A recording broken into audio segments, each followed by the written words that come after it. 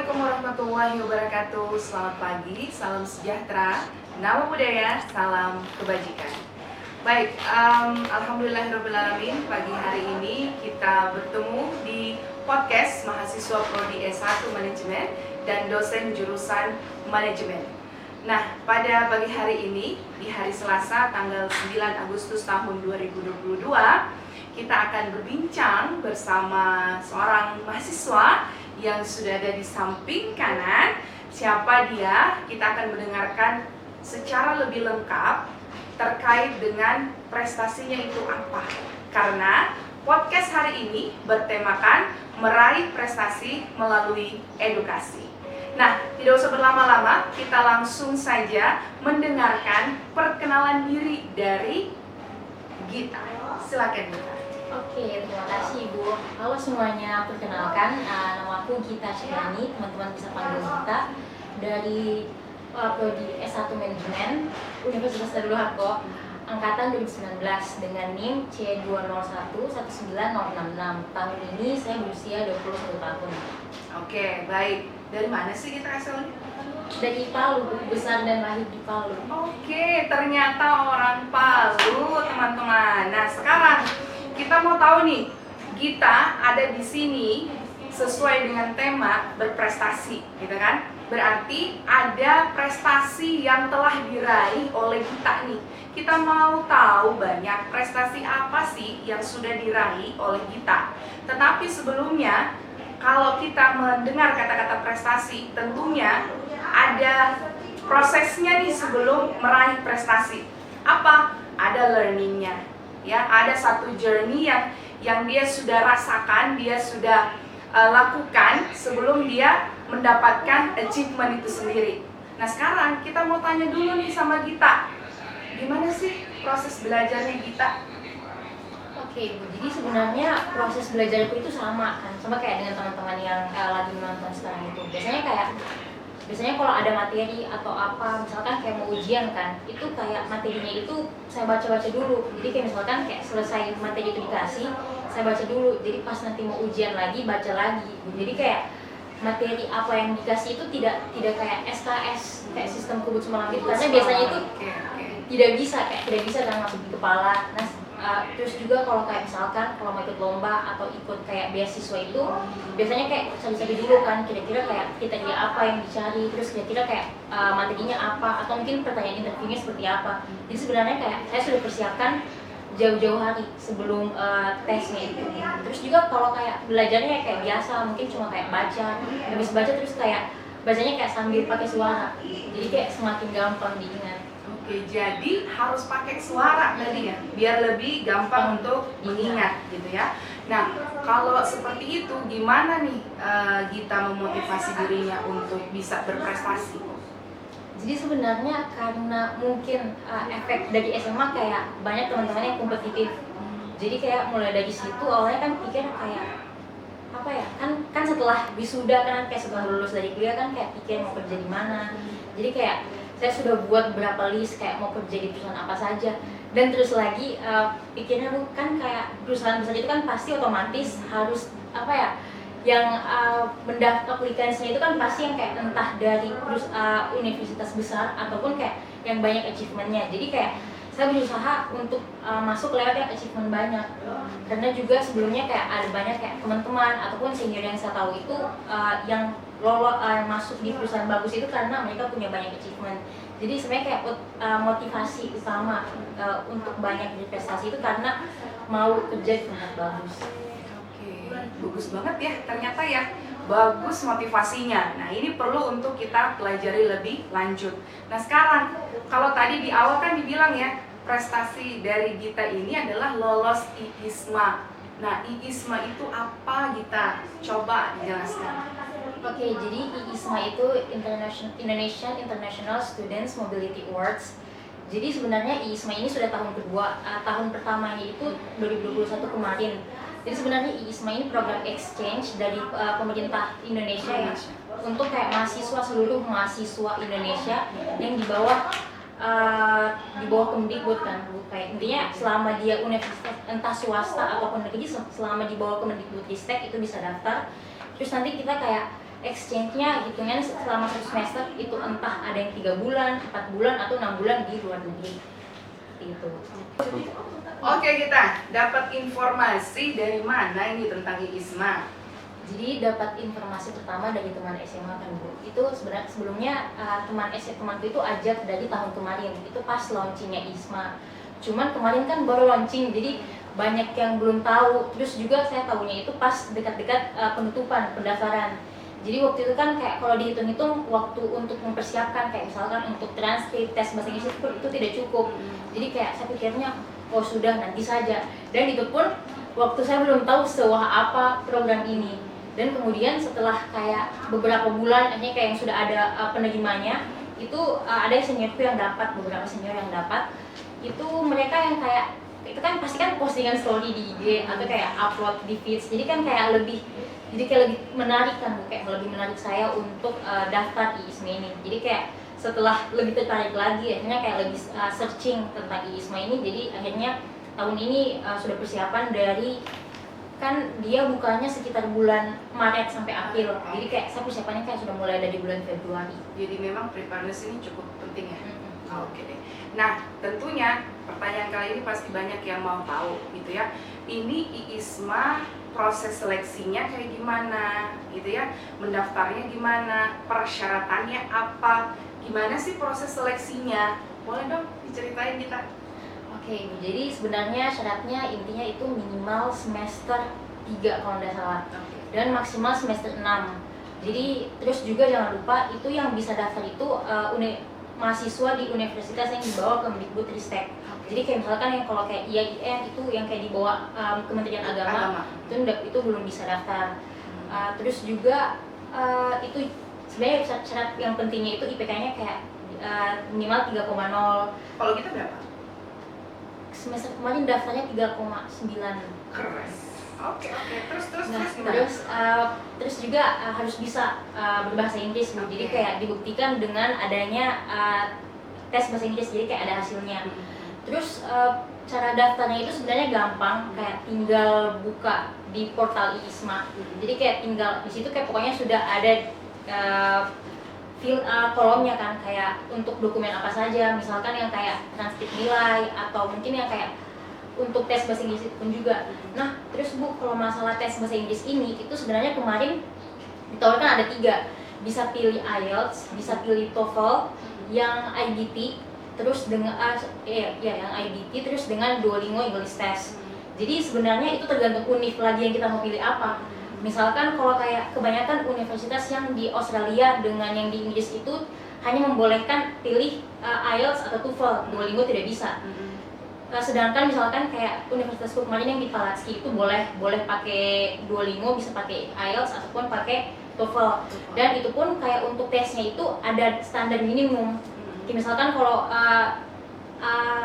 TOEFL dengan IELTS saya kurang ingat tuh, kayak agak lupa. Tapi kalau yang kayak Duolingo itu 100, kalau kayak rata-rata di Eropa Tengah itu 100 minimum nilainya. Misalkan kalau yang kayak di Inggris atau Australia atau di Amerika itu kan kayak kebanyakan universitas yang lebih wah lagi.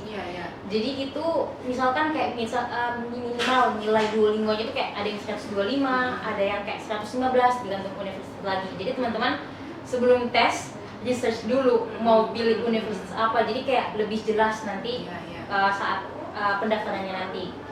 Terus setelah itu transkrip nilai dari semester 1 sampai semester yang mau daftar nanti itu kayak semester paling akhir.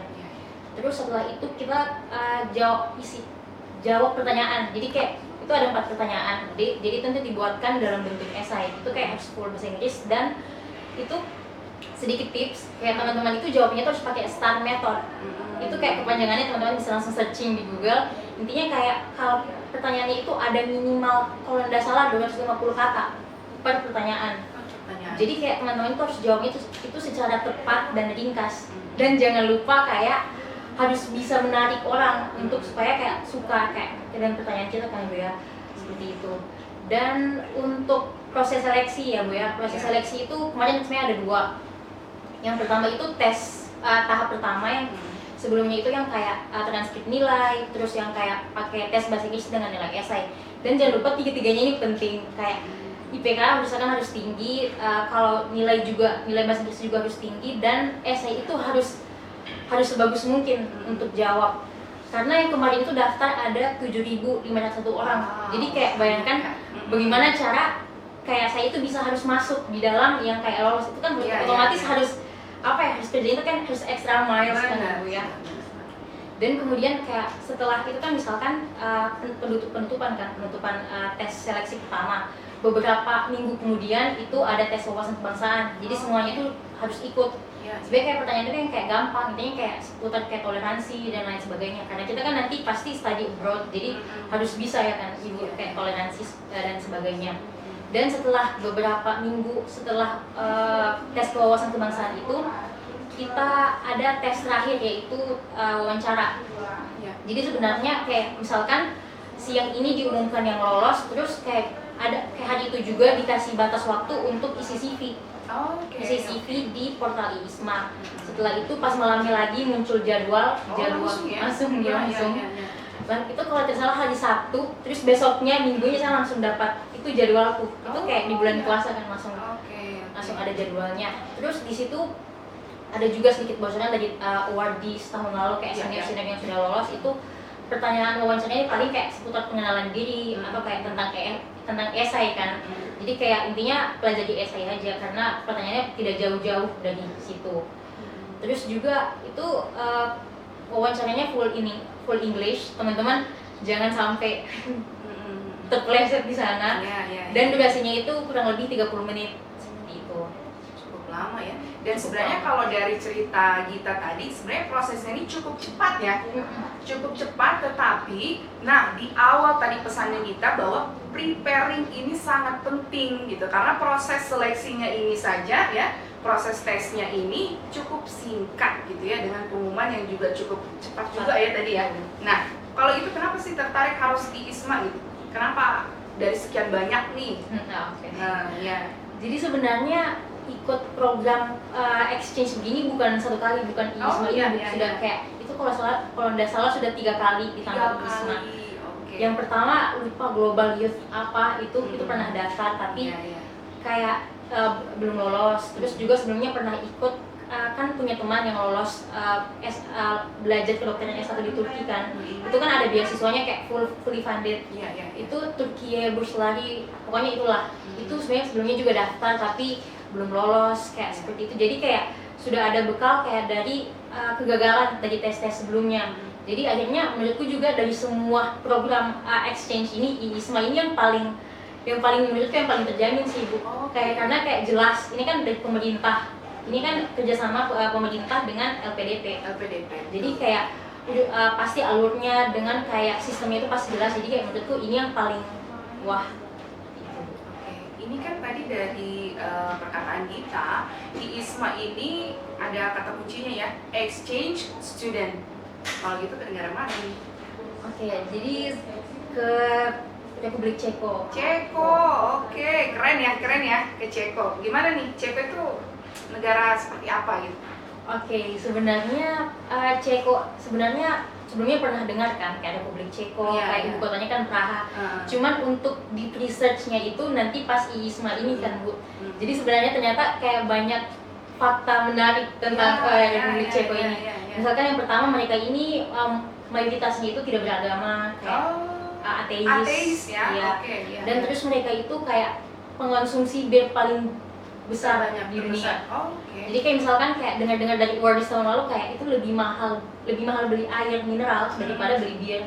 Seperti jadi kayak kan itu kan kayak mostly kan western, apalagi di Europe. Jadi mungkin yang kayak masalah yang kayak lebih open minded kan, misalnya kan bilangnya open minded, hal-hal yang kayak agak liberal seperti itu kan banyak, jadi seperti itu. Tapi selain itu sisi baiknya adalah Republik Ceko ini yang kayak dikenal banyak itu kayak ancient buildingnya itu banyak yang bagus, bukan yang kayak fountain, air mancur ya. Ada yang kayak katedral, gereja kastil-kastil yang wah di sana. Tapi masuk banyak yang sejarah-sejarah gitu nggak di sana di Ceko? Kalau di Ceko sebenarnya kan di universitasku itu kan tempatnya di Olomouc. Di Olomouc itu yang kayak di sana itu misalkan ada Holy Trinity Fountain, itu yang kayak dari abad kayak tahun 1500-an sudah ada. Jadi yang kayak zaman-zaman kayaknya Indo masih jauh. Misalnya kayak masih jauh dari merdeka, yang kayak mereka sudah dalamnya kayak sudah lumayan maju saat itu. Bahasanya apa tuh kalau di Ceko? Bahasa Ceko. Bahasa Ceko. Iya. Terus kita udah belajar bahasa Ceko. Kalau belajar fullnya tidak, cuman yang kayak mungkin yang kayak halo, yang Boleh kayak terima kasih. Boleh dong, maksudnya di sedikit aja gitu. Maksudnya halonya orang Ceko gitu. Boleh dong, gimana sih? Oke, tadi misalkan kalau kayak halo tapi informal, misalnya kayak kita lebih teman kayak Iya, itu iya. bilangnya ahoy. Ahoy ya. Ahoy. Ahoy. Oke. Atau kalau kayak yang formalnya itu kayak dogi den.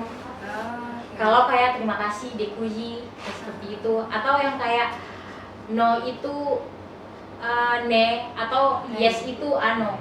Ne itu kan seperti ini ya, berarti bahasa Jepang sama ini juga kalau bahasa Belanda ya. Nei. Oke, nah sekarang kita mau tanya, ini progresnya udah sampai di mana kita sekarang? Oke, kalau progres sebenarnya alhamdulillah Juli kemarin sudah urus visa, jadi tinggal tunggu terbit. Terus juga sekarang sebenarnya tinggal tunggu berangkat, tinggal tunggu tiket sebenarnya. Oke. Nah, tapi tadi ada yang bikin penasaran ya. Tadi kan ada tes bahasa Inggrisnya kata Gita. Nah, itu pakai tiga tes itu ya. Bisa pilih, Kami bisa pilih. Nah, kita pilih yang mana nih dari tiga itu? Kemarin dari antara TOEFL, IELTS dengan Duolingo, saya pilihnya Duolingo karena di antara tiga tes itu Duolingo itu yang paling murah dan yang paling cepat. Soalnya sistem Duolingo itu yang kayak itu tinggal online saja di laptop, kayak langsung online terus kayak bayar kan, itu kayak kalau nggak salah harganya $49. Dan kemarin saya dapatnya 700.000 rupiah gitu. Jadi kayak mungkin tergantung kayak kalau teman-teman gitu kan tergantung nilai dolar saat itu, bisa lebih murah atau bisa lebih mahal. Tergantung ya. Tergantung. Terus skornya berapa kemarin? Sebenarnya kemarin skornya pas-pasan kayak 115. Oh, tapi standarnya 100 kan ya? Standarnya 100. Berarti lewat standar. Lewat standar. Oke deh. Kalau gitu kapan berangkat? Berangkat awal September itu sekitar, kalau intinya tanggal 12 sudah di Ceko, 12 September. Tanggal 12 September sudah di Ceko. Berarti kita beruntung ya karena masih bisa jumpa sama dia. Oke kita, nah sekarang pertanyaan selanjutnya nih, apa saja yang sudah kita lakukan selama proses kita sebelum berangkat? Jadi kalau untuk saat ini itu sebenarnya alhamdulillah Juli kemarin sudah urus visa di Jakarta. Itu kan harus urus visa kan Ibu ya. Terus tinggal tunggu terbit. Jadi sebenarnya kayak sudah alhamdulillah sudah lumayan lowong, kayak tidak terlalu banyak hal yang harus dikerjakan. Jadi sebenarnya kayak untuk persiapan ini sisa tinggal tunggu tiket dengan tinggal tunggu visanya terbit. Tapi sebenarnya di seling itu kayak kita kan pegang Instagramnya ini untuk Isma Palatski ini.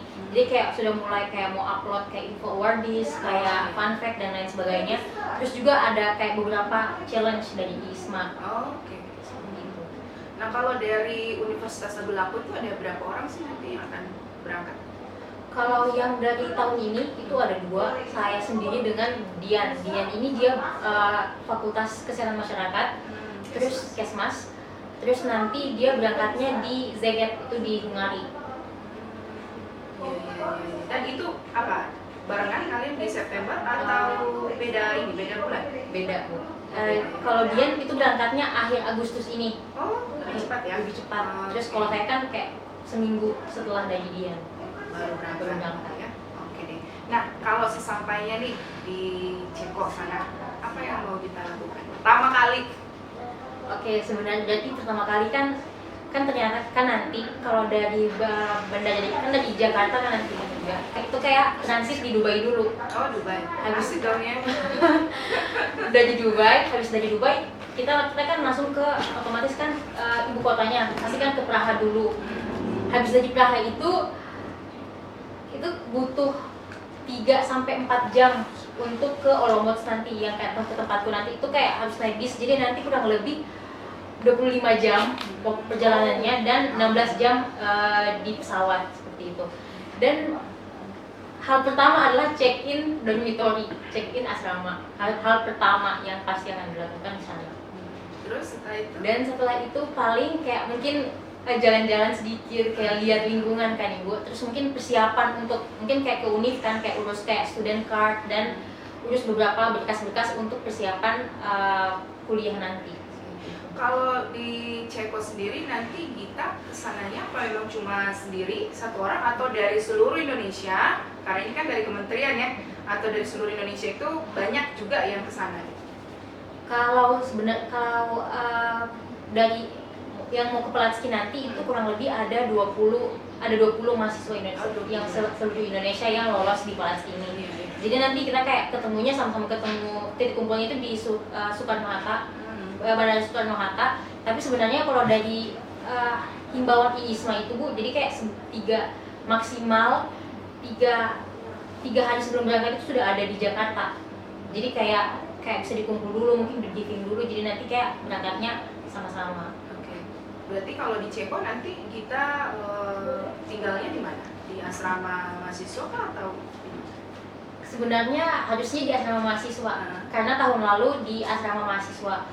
Cuman karena efek perang ini kan, jadi kayak banyak kayak mahasiswa Ukraina yang di asrama yang tahun kemarin. Jadi otomatis yang awardees tahun ini itu dipindahkan di apartemen yang gedung baru. Tapi dekat dengan universitasnya? Kurang lebih, kayak mungkin lebih dekat yang tahun lalu, tapi kayak udah jauh juga. Jadi dari 25 orang tadi yang dari 20 orang dari Indonesia ini akan satu tempat apartemen itu ya? Insya Allah satu gedung. Oh, satu gedung. Tapi kayak mungkin kalau kayak per kamarnya itu kan kayak misalkan satu bunker. Satu bunker itu ada misalkan ada 2 toilet, satu dapur, dan biasanya ada 3 kamar. 3 kamar ini pun biasanya kayak ada yang 3 kasur, ada yang 1 kasur, ada yang 2 kasur. Nanti tergantung sistemnya bagaimana. Oke. Nah tadi kan kita bilang ya kalau exchange student ini ada yang 3 bulan, ada yang 6 bulan. Nah kalau kita sendiri kena yang berapa bulan? Atau 1 tahun?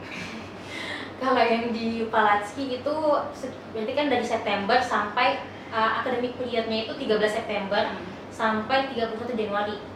Jadi kan kalau akhirnya 31 Januari kan berarti pulangnya Februari. Iya. Berarti kurang lebih 5 bulan. Oke. 5 bulan ya. Nah sekarang kita mau tanya nih dari kita, value dan impact-nya setelah dia lolos IISMA ini apa sih Git?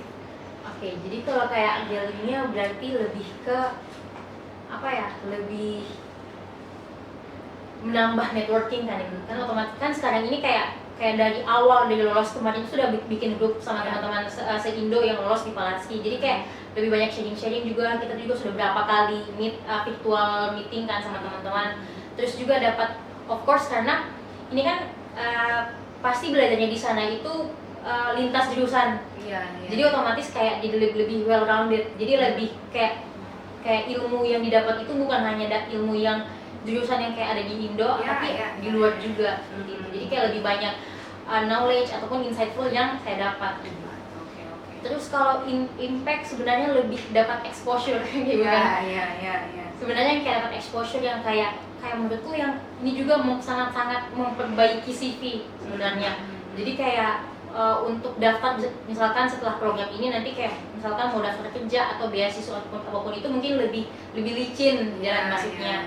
Terus juga lebih ternotis lagi sedikit. Iya sih ya, karena pengalaman pribadi pada saat masuk Universitas Tadulako tuh pada saat kita menang nih lolos di IISMA, mukanya kita segede segede gaban, besar banget itu di depan Universitas Tadulako. Jadi itu pride ya, artinya ya sebagai dosennya kita juga artinya merasa bangga dong ya gitu ya, ternyata ada mahasiswa prodi S1 manajemen yang bisa exchange student ke luar negeri pula gitu. Terus tanggapan dosen sama teman-temannya apa tuh? Kalau kayak teman-teman, misalkan kayak teman-teman dekat, teman-teman yang kayak sudah temani dari awal itu kayak pasti proud kan Ibu, kayak ikut senang juga. Terus itu sebenarnya kan kontakan sama Ibu Hanida. Kontakan. Jadi kayak sebelumnya sudah mulai kontakan itu semenjak minta surat rekomendasi.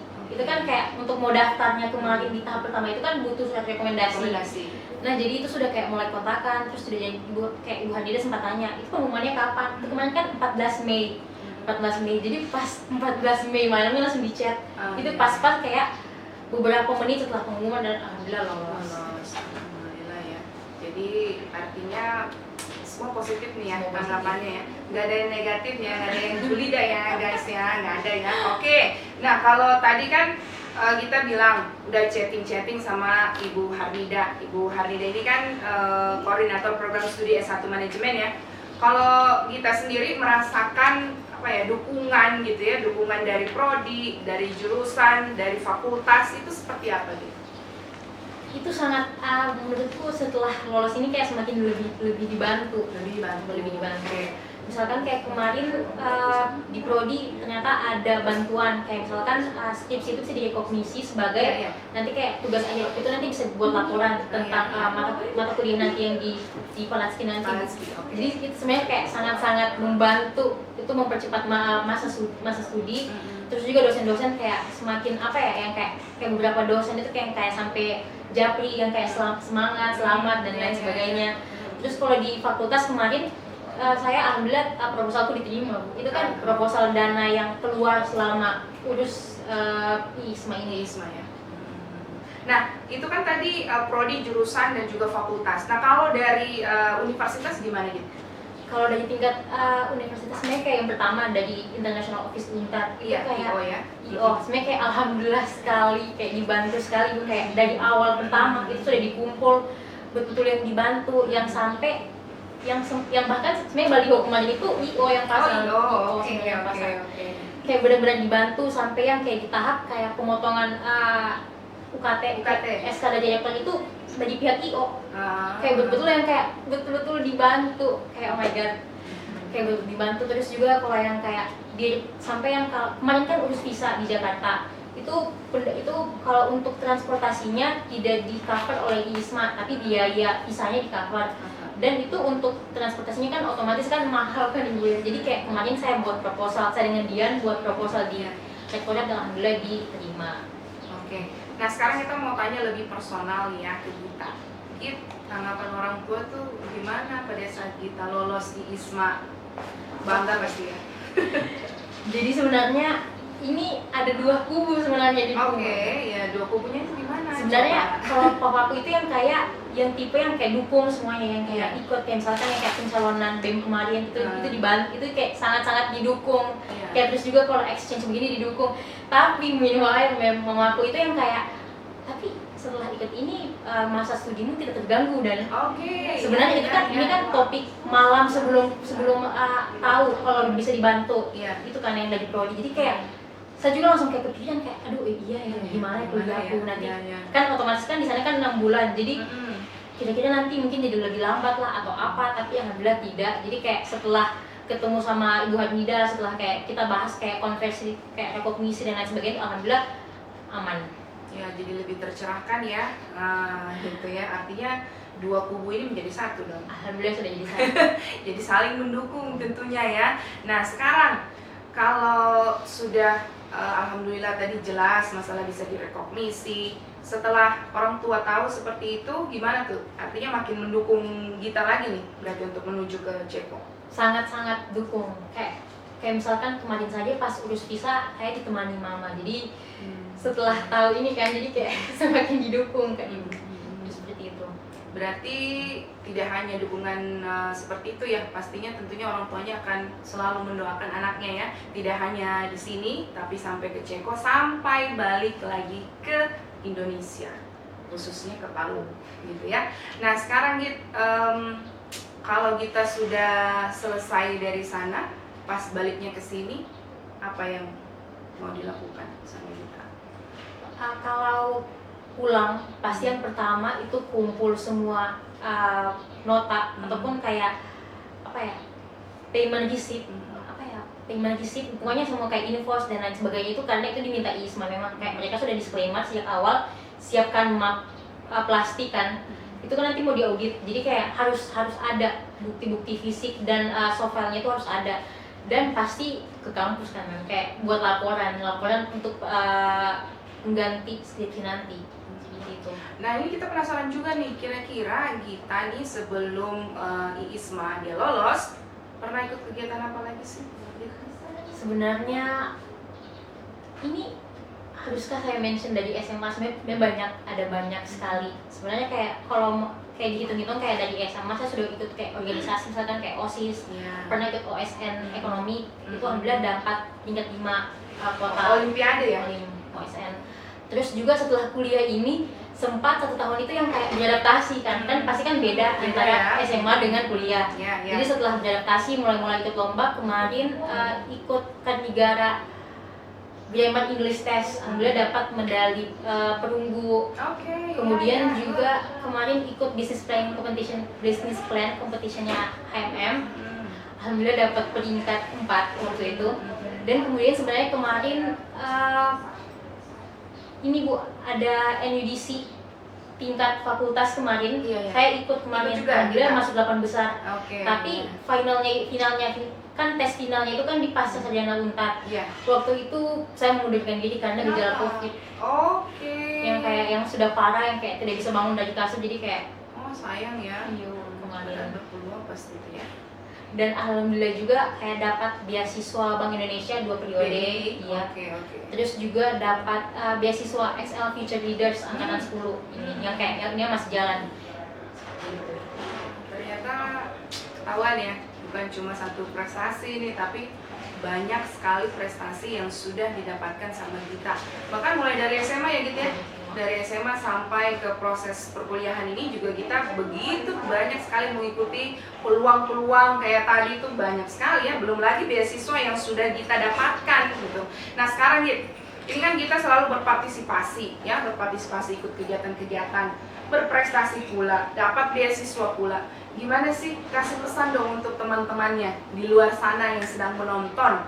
Kira-kira bagaimana mereka itu bisa ikut berpartisipasi dan tentunya berprestasi. Gimana gitu? Kalau misalkan kita kan bicara untuk teman-teman yang sudah di kuliah kan ya. Jadi sebenarnya menurutku yang pertama teman-teman bisa masuk himpunan jurusan ataupun organisasi yang ada di universitas, yang internal ataupun yang eksternal. Pokoknya teman-teman harus masuk. Karena kenapa? Karena sebenarnya di organisasi itu kan kayak lebih banyak diasah untuk kayak misalkan untuk bicara, misalkan juga kalau ada kayak kesempatan untuk ikut lomba ataupun beasiswa itu kan infonya pasti lebih cepat kalau untuk anak-anak yang masuk organisasi. Terus juga teman-teman bisa ikut lomba kecil-kecilan Bu. Jadi yang kayak mungkin kayak walaupun belum lolos tapi intinya kan sudah ada bekal sedikit demi sedikit. Jadi kayak jangan takut gagal. Intinya yang pertama jangan takut gagal, jangan takut salah. Pokoknya pokoknya kalau bisa semua lomba itu ikuti saja. Misalkan yang sesuai minat dan bakat. Dan juga kayak kan sekarang kan ada MBKM. Itu dimanfaatkan, misalkan kayak mau ikut magang ikut kayak kampus mengajar dan lain sebagainya, itu kayak benar-benar harus dimanfaatkan gitu ya. Harus ikut, karena selain itu juga itu kan nanti di ISMA kan misalkan kalau mau daftar kan ada isi esai dan isi CV. Itu kalau yang kayak misalkan yang kayak lolos MBKM atau yang menang lomba atau organisasi misalkan ada jabatan, itu bisa sekali jadi pemulus jalan, kayak bisa kayak rating untuk diterima itu semakin besar gitu Ibu. Oke deh. Nah sekarang ini satu pertanyaan nih buat kita ya. Kira-kira pas pulang dari Malaki ya? Malaki. Itu orang yang mau dijumpai pertama kali di kampus itu siapa? Jadi sebenarnya tidak lain dan tidak bukan adalah Ibu Harnida. Ibu Harnida. Kenapa tuh? Kenapa Ibu Harnida? Karena ini kan kayak mau urus laporan nanti untuk pengganti skripsi seperti itu. Dan yang kedua pasti Ibu Priscil. Ibu Priscil tersayang. Thank you so much Gita. Akhirnya dia mempromote Ibu Priscil di sini ya. Oke, terus siapa lagi? Kan saya the best kan, the last kan Ibu kan ya. Siapa lagi? Nanti setelah Ibu kan top 2% kan Ibu ya. Nanti setelah itu yang mungkin kayak dosen-dosen yang lain, kayak mungkin teman-teman atau mungkin yang kayak mungkin Pak Elisa dari IPO ataupun mungkin kayak pasti langsung ke rektorat, langsung ke direktorat. Terus kemarin kan sempat ada siaran di TVRI, kita kan ada siaran kemarin. Terus sudah di janji, jadi pokoknya dibilang kayak guys setelah pulang nanti jangan lupa nanti kesini ulang lagi. Nanti ada kayak sesi anunya lagi, wawancara siaran, pokoknya ada siarannya lagi. Oke deh. Nah sekarang pertanyaan terakhir ya, boleh dong tips and trick untuk mendapatkan achievement gitu dari Gita? Apa? Intinya balik lagi, jangan takut gagal, jangan takut salah. Masuk organisasi itu penting, masuk organisasi, ikut kegiatan MBKM, ikut lomba, pokoknya ada event ataupun hal-hal yang besar itu, yang kecil ataupun yang besar itu harus diikut. Itu kayak harus, karena di situ tuh kita dapat pengalaman, dapat teman. Jadi kayak itu kayak misalkan kayak kemarin saya untuk tahu cara buat esai dengan STAR method itu kan karena sudah pernah ikut tes-tes sebelumnya. Jadi kayak sudah mulai, oh iya kira-kira mungkin cara jawabnya begini. Kayak misalkan di wawancara, karena sudah ikut beberapa wawancara sebelumnya, kayak mungkin kayak kira-kira saya berpikir kayak bagaimana caranya bicaranya itu supaya lebih menarik kan. Kayak misalkan ibu kan pewawancaranya kan Bu ya. Misalkan ibu itu dalam satu hari wawancara 30 orang. Jadi kayak saya berpikir bagaimana caranya bikin saya itu stand out di antara 29 orang yang lain. Kayak gimana saya itu bisa bikin ibu itu ingat saya, kayak seperti itu. Dan semua hal itu didapat bukan instan. Ya, proses ya. Proses ibu. Untuk proses. Jadi sebenarnya untuk merangkum ini saya ada quote ibu. Oke, kita dengarkan quotes dari kita. Apa tuh, Git? Oke, sebelum kasih quotes itu sebenarnya intinya teman-teman kayak ikut organisasi dan sebagainya itu, setelah itu yang kedua yang tidak kalah penting adalah teman-teman harus punya strategi. Kayak strategi lolos, kayak itu kayak misalkan tahu saya mau kemana dan apa yang kira-kira yang saya butuh dari event ataupun beasiswa ini. Jadi teman-teman harus sudah research sebelumnya. Dan quotes yang paling penting yang penutup dari video ini adalah sometimes you win, sometimes you learn, yang artinya kadang kita menang, kadang kita belajar. Jadi sebenarnya tidak ada yang namanya salah ataupun kegagalan, karena ketika kita belum menang berarti kita itu sudah belajar, kayak sementara kayak proses learningnya itu. Jadi jangan takut gagal, jangan takut salah, semuanya itu kayak, karena umurnya kita kan kayak umur yang lagi memang harus gagal. Jadi teman-teman itu silahkan coba. Oke, baik. Itulah tadi quotes dari kita ya. Nah sekarang kita sudah sampai di penghujung acara.